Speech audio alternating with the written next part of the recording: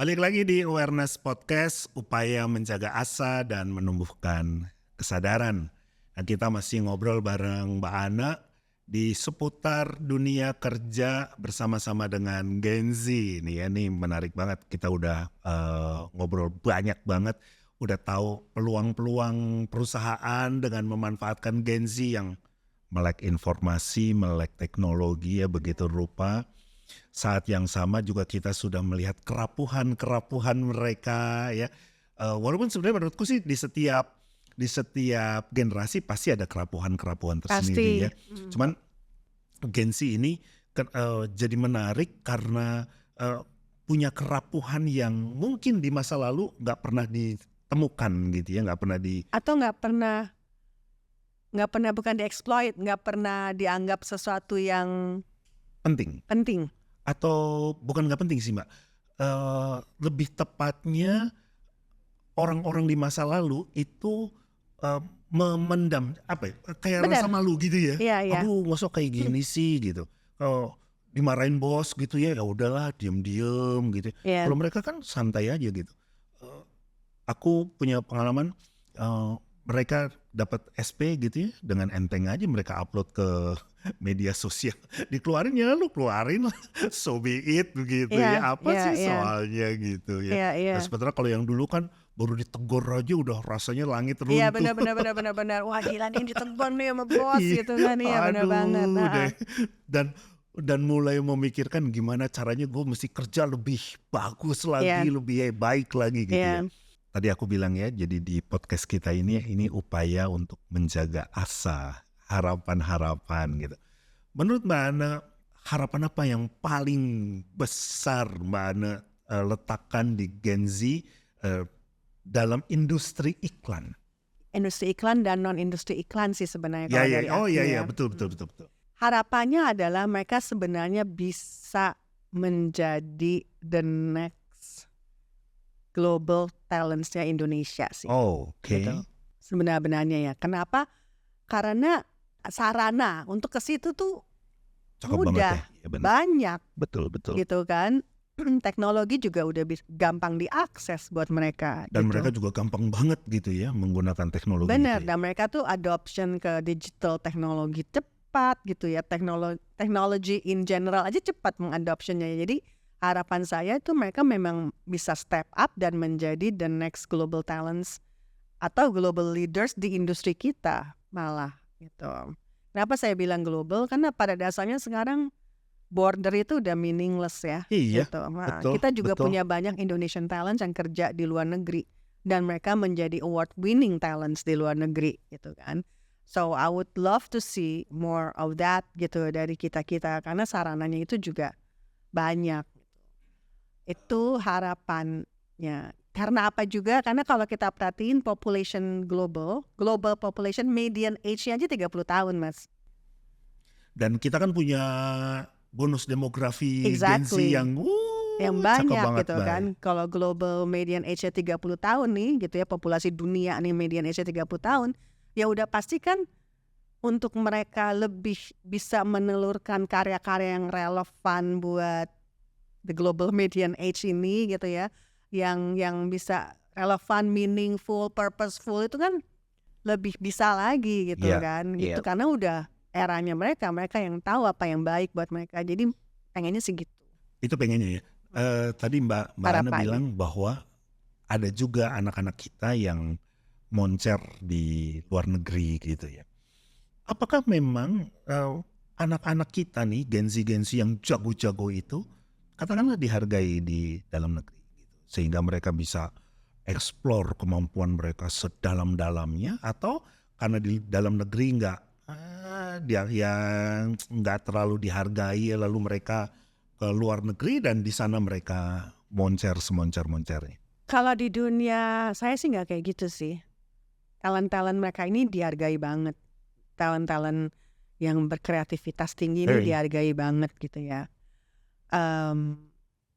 Perbedaannya adalah talent-talent yang karena kan output kita itu sebenarnya tidak harus only Indonesia related sebenarnya kan. Itu bisa global related. ini kebetulan aja kita tinggal di Indonesia sehingga konsumen atau target audience yang kita tuju itu orang Indonesia ya gitu. Tapi secara konsep ideationnya itu kan bisa apply kemana aja. Betul. So talent-talent yang bagus itu udah pasti akan dilihat juga sama global companies. Sehingga global companies ini of course akan nge-poach mereka juga gitu. Kalau itu sih menyenangkan gitu ya. Itu menyenangkan. menyenangkan dan itu yang banyak terjadi sebenarnya. Betul. Atau ketika mereka bekerja di suatu perusahaan yang memang multinasional gitu ya. Bisa jadi role mereka karena mereka berprestasi ditarik menjadi role regional atau ditarik lagi menjadi role global ya. gitu. Atau mungkin ada tempat lain yang membutuhkan. Jadi hal-hal itu tuh sering terjadi kalau di industri saya. Ada nggak Mbak karyawan ya yang 1, 2 atau mungkin secara umum yang mereka menyampaikan Mama Ana pengen dong perusahaan itu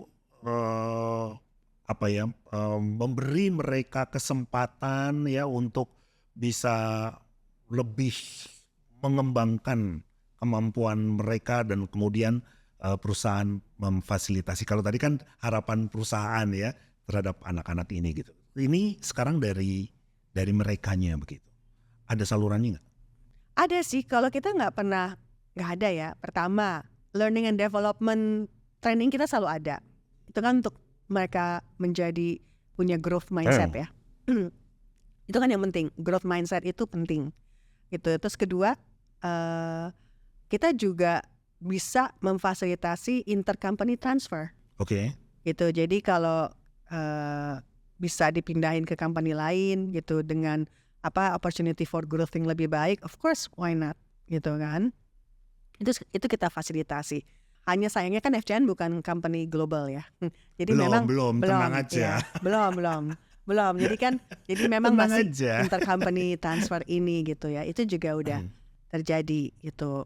Bisa dibilang salah satu missionnya FCN ini kan mengempower creativepreneurs gitu kan. Waduh, istilahnya sekarang itu ya, creativepreneurs gitu. Mantap. Jadi sebenarnya ketika seorang talent yang kita anggap ready itu nggak cuman karena dia jago banget menelurkan ide-ide kreatif ya Mas. Dia juga mempunyai leadership yang solid gitu. Karena skill set on creativity gitu atau hard skill itu kita bisa obtain banyak caranya gitu ya. Tapi maturity, leadership, soft skill ini ya, wisdom itu tuh tidak gampang di-obtain gitu. Kamu harus mempunyai karakter yang memang solid ya untuk bisa tidak growing. Gampangnya itu, kalau ini benar-benar pengen tahu nih ya, menurut pengamatan Mbak Ana, tidak gampangnya itu personal atau secara umum di Gen Z ini memang kesulitan tuh tadi dia urusan maturity, leadership, I think it's soft both skill. ways gitu ya, personal and Gen Z gitu ya. Karena kalau Gen Z itu kan mereka itu the biggest hurdle-nya adalah mereka tuh maunya semua cepat. Betul. Gitu dan mereka mempunyai timeline gitu loh untuk keberhasilan mereka. Tapi ada certain things yang memang only time can actually shape you. Gitu kan. Dan suka nggak sabar tuh ya. Dan suka nggak sabar. Itu masalah nggak sabarnya aja gitu. Dan kita tuh sampai di posisi tertentu nggak berarti kita tuh sukses kok. Justru harus belajar dari kenapa kita fail. Dan fail itu kan people can fail and people learn gitu kan. And lo nggak akan dijudge karena failnya. Lo tuh sebenarnya akan dilihat dari lo fail tuh lo akhirnya rise up-nya jadi apa gitu kan gitu. Nah itu kan hal yang mungkin belum bisa dipahami completely sama Gen Z karena ketika mereka menghadapi satu kegagalan yang scale-nya kecil, itu kalau saya perhatiin impact-nya besar banget buat mereka. That's why there is this healing, there is this burn out, there is this apa gitu. Apakah jadi, itu bagian dari apa ya tadi yang aku bilang kerapuhan begitukah? Could be gitu ya, it could be gitu, karena mereka mungkin juga over optimistic as a generation gitu kan. Bisa jadi gitu. Jadi hal-hal itu tuh yang jadi biggest hurdle-nya gitu. Dan kalau di kalau di Perusahaan. FCN, balik lagi ke FCN itu, kalau ketika kita men-spot talent yang memang sudah secara hard skill dan secara leadership skill udah solid, we never close the door untuk menginvest. We'll always invest ke orang itu. Dan itu adalah salah satu salah satu cara kita juga untuk lebih banyak menelurkan talent-talent gitu ya. Dan itu juga reward dan ya buat mereka. leaders di industri ini ya.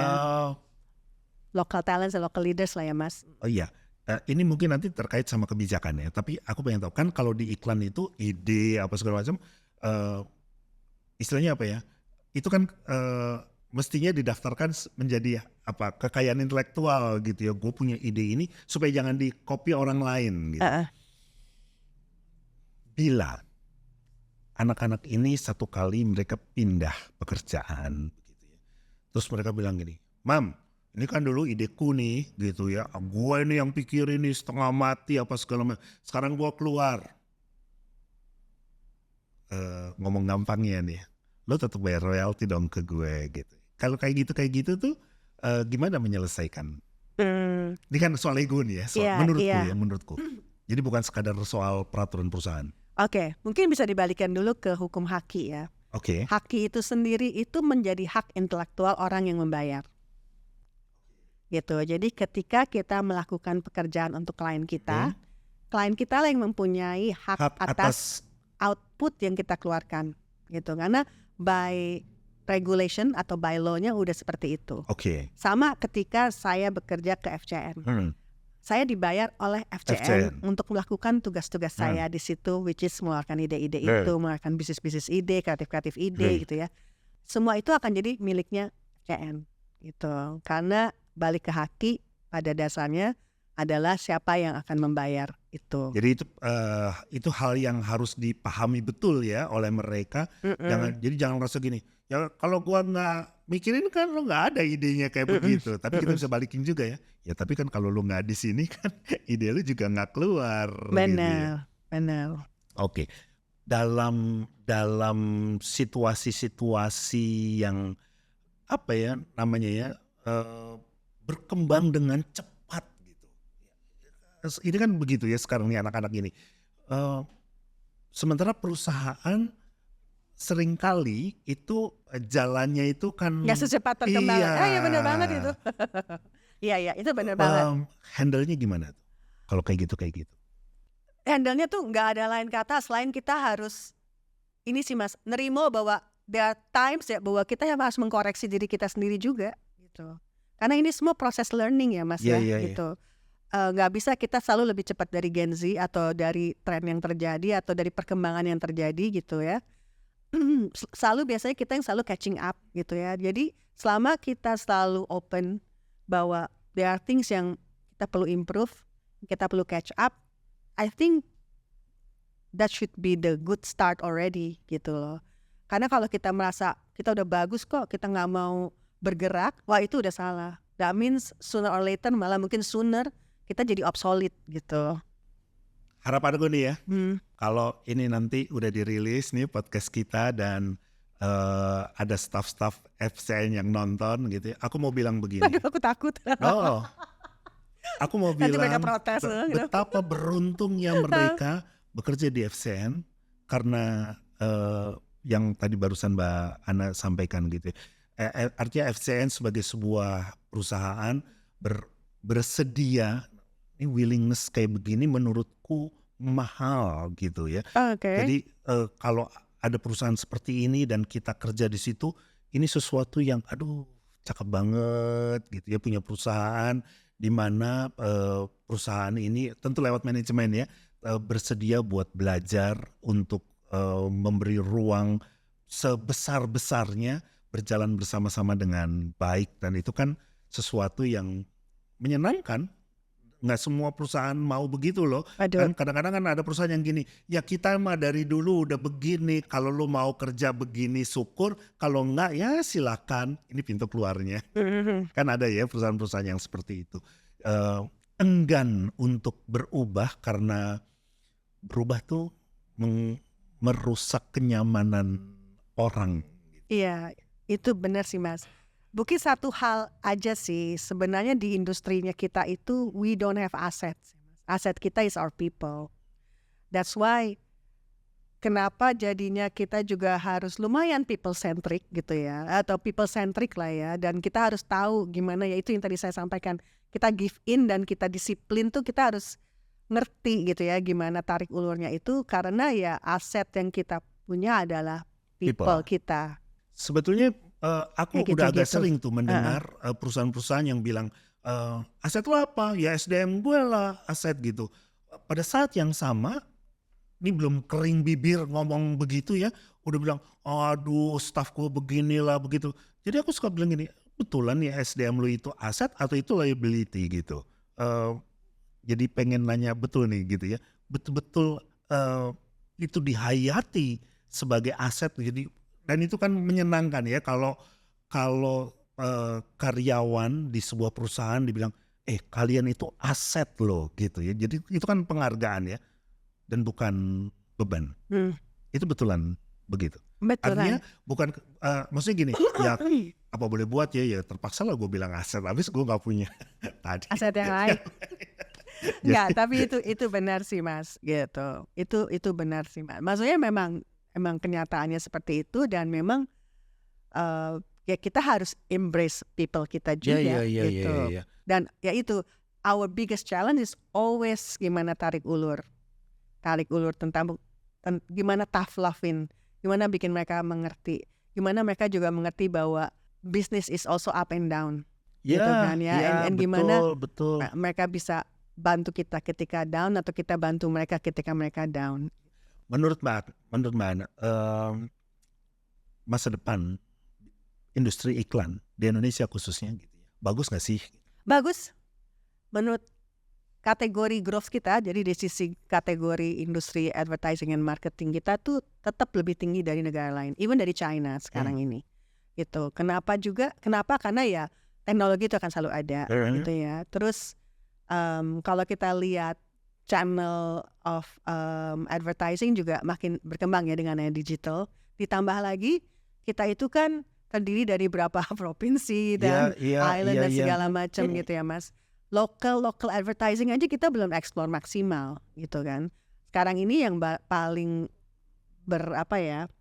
paling mempunyai efek advertising itu kalau di daerah-daerah itu adalah billboard gitu kan. Jadi belum terjamah sama advertising yang lainnya gitu. Jadi secara medium ya Mas ya. Jadi itu masih potensinya masih artinya tinggi. Ya kalau paling tidak industri iklan itu potensinya masih bagus, ke depan juga prospeknya bagus. Benar. Ini kan sebetulnya peluang yang juga bisa dimanfaatkan oleh anak-anak Gen Z ya. Jadi entahkah mereka bikin sendiri perusahaan-perusahaan iklan, atau mereka mengkreasi sendiri iklan-iklan yang mana tahu nanti ada yang lihat terus mantap juga nih gitu ya. Atau kemudian mereka bekerja di perusahaan-perusahaan iklan yang ada banyak di Indonesia perusahaan banyak iklan? sih Mas, banyak itu. Even kalau FCN tuh kita juga udah nggak bilang kita perusahaan iklan ya Mas, kita tuh a creative network company, karena di dalam kita tuh nggak cuma ada iklan, agency, nggak cuma iklan, kita ada creative technology, gitu ya, kita ada digital technology yang yaitu UI, UX, VR, AR segala macam. Kita ada communities, kita punya communities gitu ya. Communities ini lebih ke urusannya perusahaan gitu ya, atau communities based.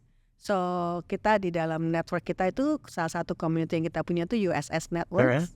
Kalau pernah dengar United Sneaker Society, ya. USS Networks, ada Outbreak which is community automotive enthusiast. Ada Creative Fox which is yang sangat Gen Z-an gitu ya. Ada Conve, ada Menjadi Manusia yang lebih ke community mental wellness gitu ya. So all that kita punya community itu. Jadi sebenarnya kita lebih bergerak ke kreativitas itu sendiri. Jadi nggak hanya untuk bikin iklan. Karena itu ekosistem yang menurut saya itu nyambung satu sama lain.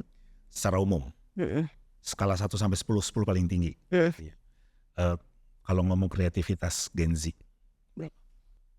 Kreativitas Gen Z. secara umum? Wah, berapa ya? 1 sampai 10. 7 deh Mas. 7. 7 itu untuk industri kreatif di Indonesia cukup atau mestinya mereka bisa? Harusnya mereka bisa Scale lebih deh. Mungkin saya lumayan royal ya. Mungkin kalau saya tanya Ivan, dia kasih lebih rendah atau juga. Tapi gini, intinya adalah kenapa? Soalnya mereka sering sangat puas dengan ide-ide yang cepat. Oh pokoknya ada ini udah gitu aja. Cuman nge-ride on the trend. Oke. Nge-ride on apa yang lagi lucu saat itu, apa yang lagi viral. Tapi kan bukan itu.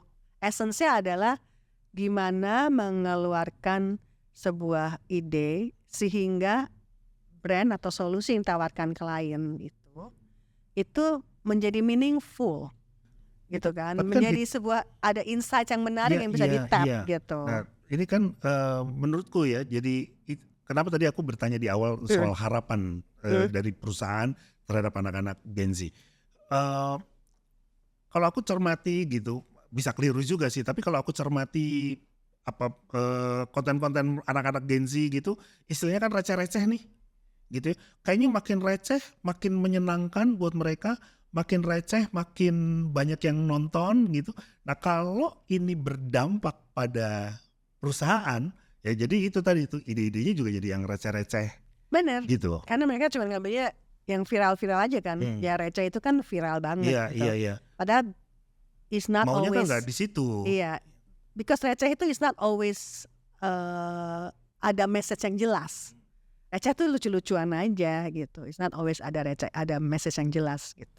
Apakah itu juga terkait dengan kondisi real kita? Menyenangkan karena banyak orang punya usaha, pada saat yang sama mengkhawatirkan karena mungkin daya beli kita juga jadi menurun gitu. Lalu itu berdampak pada kreativitas anak-anak kita yang tadi itu jadi maunya ya udahlah receh-receh aja, gampang-gampang aja. Nah, dampak kemudiannya adalah mereka nggak terlatih atau nggak dipacu untuk scale up lebih tinggi lagi gitu. Ya udah puas dengan begitu. Bisa aja begitu sih, tapi kalau terus terang bukan karena saya kerja di FCN, tapi di FCN nggak bisa kayak gitu sih. Karena di FCN ada itu standarnya tinggi banget. Kita award winning soalnya, locally and internationally gitu. Jadi mereka harus bisa meninggikan jadi scale up terus begitu ya. Mereka harus bisa scale up terus. Makanya kita banyak program-program itu ya. Mereka harus bisa itu gitu. Karena kita nggak mau di negara kita sendiri aja kita kalah sama global creative companies yang lain. Kita lebih ngerti Indonesia gitu. Kita harus bisa lebih scale up lagi gitu. Iya. Ya, itu terus diingetin ya. Itu makanya tadi aku bilang, mudah-mudahan kali ini ada yang nonton ya, teman-teman di FCN. Ya. Kalau lagi pada nonton, aku akan bilang. Atau kan mereka besok resign takut jangan, ternyata ya. Aku mau bilang berbahagialah kalau kalian kerja di FCN ya. Ada Mama Ana yang terus menolong, mengingatkan. Jadi emak benar. Jadi kalau marah-marah ya nggak apa-apa, namanya emak gitu ya. Pada saat yang sama juga menyayangi, bekerja dengan baik di FCN dan terus berkembang ya. Bukan sekadar untuk FCN tapi juga buat diri sendiri tentunya di masa depan. Benar sekali. Mbak Ana, thank you banget. Sama-sama. Terima kasih banyak juga. Meluangkan waktu berbagi, bukan cuma berbagi kisah ya, tetapi juga berbagi passion dan harapan-harapan tadi. Semoga Mbak Ana terus sukses dengan FCN-nya. Amin. Bukan sekadar menjadi perusahaan yang menampung anak-anak bekerja, tetapi menjadi perusahaan yang tadi Mbak Ana harapkan melahirkan talent-talent yang jauh lebih bagus lagi, sehingga industri kerja di Indonesia juga makin baik. Ya, benar sekali lagi thank you dan terima sukses kasih, Mas. Buat Mbak Ana. Terima kasih, sukses juga buat podcastnya. Thank you. Terima kasih. Ke saya. Mantap. Sudah mengikutikah tadi? Yes. Percakapan sama. Seru ya? Seru banget. Banyak insight. Kamu panggilnya tante ya, terpaksa ya? Aku panggilnya tante. Tante Ana. Tante Ana. Gimana menurutmu info yang disampaikan sama Tante Ana? Aku seneng banget ya ngeliat aura Tante Ana. Kayak very positive, full of insight. Benar-benar mau cerita gitu. Iya betul. Memberikan perspektif dia. Aduh dapat banyak banget.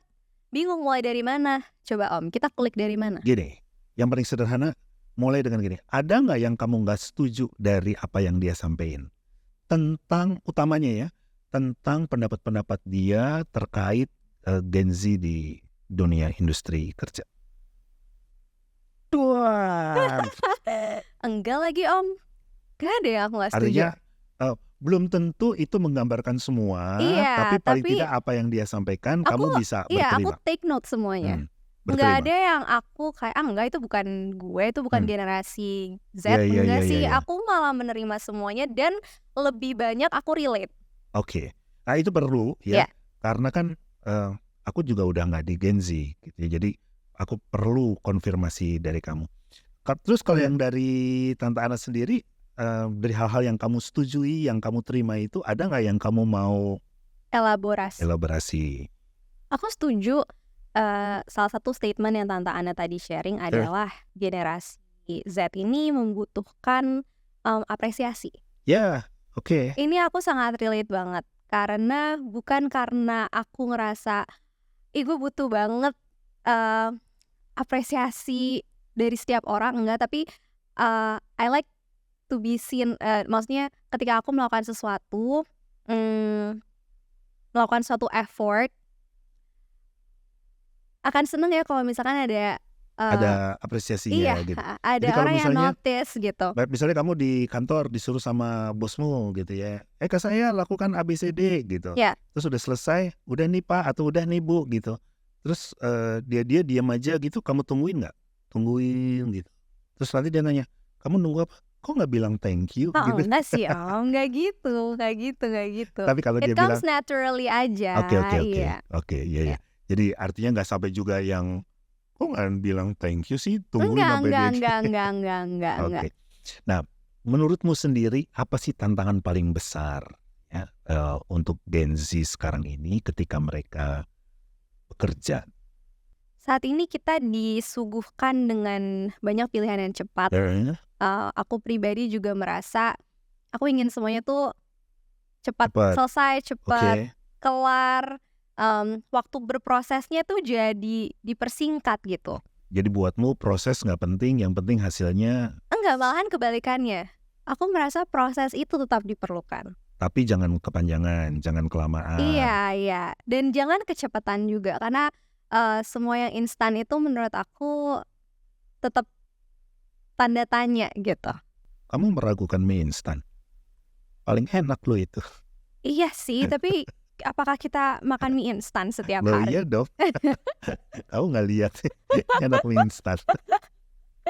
Oke, jadi kamu berharap anak-anak ini bisa berproses, kamu juga bisa berproses dengan enjoy the process kali ya, enjoy the process. Dan kalau dari aku sendiri, aku tidak tahu apakah semuanya seperti ini, tapi untuk bisa menikmati, mau belajar, mau ikut terlibat benar-benar di dalamnya dan kayak berpasrah diri gitu loh Om. Yang terakhir dari aku, apa harapanmu terhadap golongan generasi yang lebih duluan ya, untuk bisa berterima terhadap kalian? Mungkin merangkul kita, merangkul teman-teman generasi Z, karena kita butuh dirangkul. Kita mau kok, maksudnya mendapatkan masukan, mendapatkan arahan, karena kan pasti kalian sudah masuk dan terjun duluan gitu. Ya kita mau. Jangan dilihat sebagai kompetitor gitu lah ya.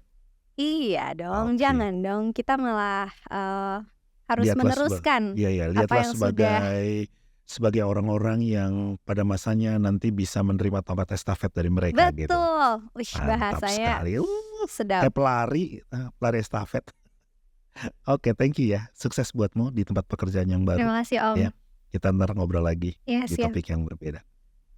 Kita ketemu lagi di Awareness Podcast, upaya menjaga asa dan menumbuhkan kesadaran. Bye.